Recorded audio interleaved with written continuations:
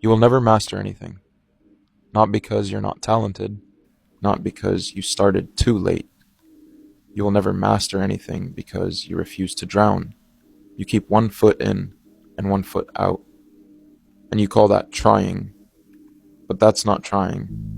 That's half-assing. Somewhere along the way, somebody sold you the idea that balance is the key. Work a little, rest a lot, honor your boundaries. And look, rest matters. Sleep is non-negotiable. I'll get to that. But here's the thing nobody tells you. Every single person you admire, every artist, every athlete, every builder who made something that outlived them, they were not balanced. They were consumed. There's a difference between living a balanced life and hiding behind the word balance because the alternative terrifies you. Balance is a beautiful thing. For maintenance. For keeping what you already have, but building something from nothing, creating mastery where there was emptiness, that requires imbalance. Deliberate, violent, unapologetic imbalance. You don't become world-class at anything by giving it a reasonable amount of attention. Mastery starts with drowning. Total. Fucking. Immersion. No half measures. No casual interest. No, I'll get to it when I feel inspired. Inspiration is a tourist, and obsession is a resident. You must practice until your hands bleed. And I don't mean that to sound dramatic. It's just the truth. It's schedule. Monday through Sunday. Morning through night. You practice the thing. You study the thing. You strategize about the thing. You dissect other people who've done the thing. You pull it apart like an engine on a garage floor, and you figure out why every single piece exists. When you're not doing the work, you're consuming the work.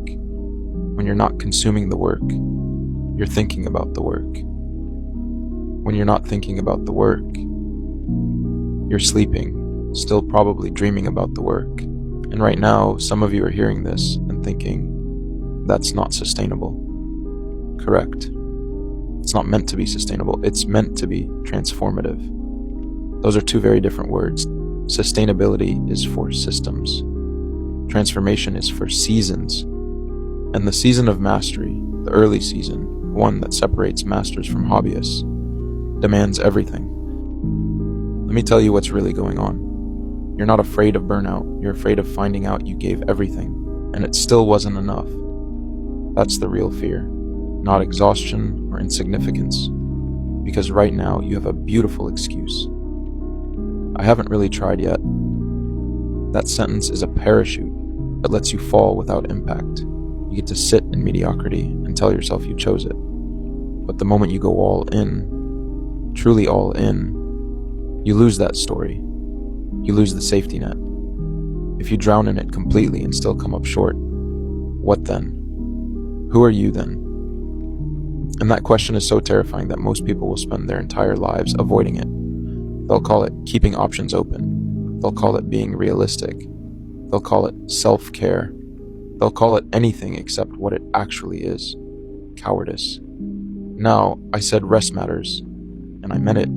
There is a fragile line, a whisper of sanity that demands sleep. You will honor it. Not because you want to, but because the machine breaks without it. You sleep. You eat. You move your body enough that it continues to function. These are not luxuries. These are maintenance costs, the tax on being alive. But do not confuse maintenance with moderation. You're not taking it easy. You're recharging so you can go back to getting it done. The sleep is not the point. The waking up is the point. And what you do the second your eyes open, that's where mastery lives or dies. Most people wake up and check what the world wants from them. Emails, notifications, other people's agendas. The master wakes up and lets their obsession consume them. Before the world has a chance to speak, they've already started. They've already moved. They've already chosen the day instead of letting the day choose them. So here's what I'm telling you. Stop managing your ambition. Stop scheduling it into a neat little box between your morning coffee and your evening scroll. Stop treating mastery like a hobby that fits around your comfort. Let it consume you. Let it take over your conversations. Let it take over your friendships. Let it rearrange your priorities without your permission.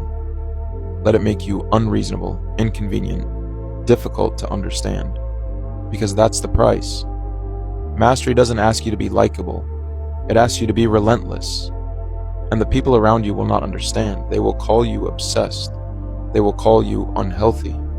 They will call you too much, like there's a correct amount. There isn't.